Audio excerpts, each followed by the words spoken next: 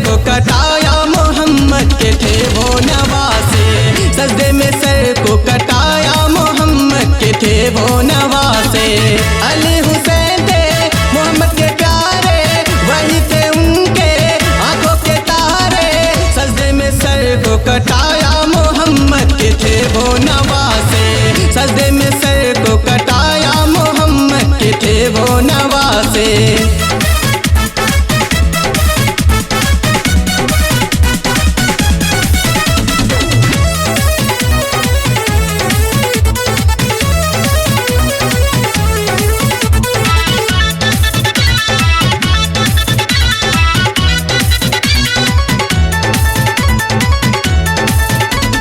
जानो दिल मालो जर जिन पे कुर्बान है, हम सब पे जिनका बड़ा एहसान है। जानो दिल मालो जर जिन पे कुर्बान है, हम सब पे जिनका बड़ा एहसान है।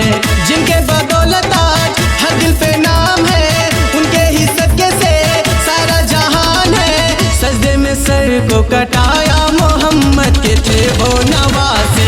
सजदे में सर को कटाया मोहम्मद के थे वो नवासे।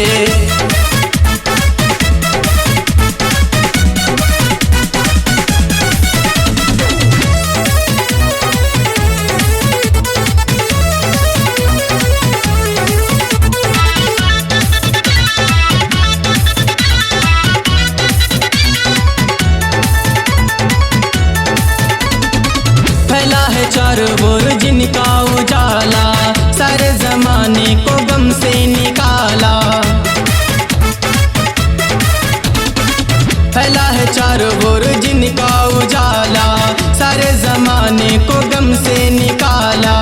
रहमो करम की होती है बारिश, हजरत अली के वही थे वारिस। सजदे में सर को कटाया मोहम्मद के थे वो नवासे।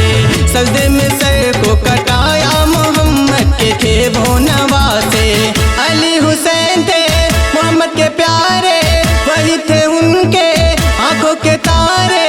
सजदे में सर को कटाया मोहम्मद के थे वो नवासे। सजदे में सर को कटाया मोहम्मद के थे वो नवासे।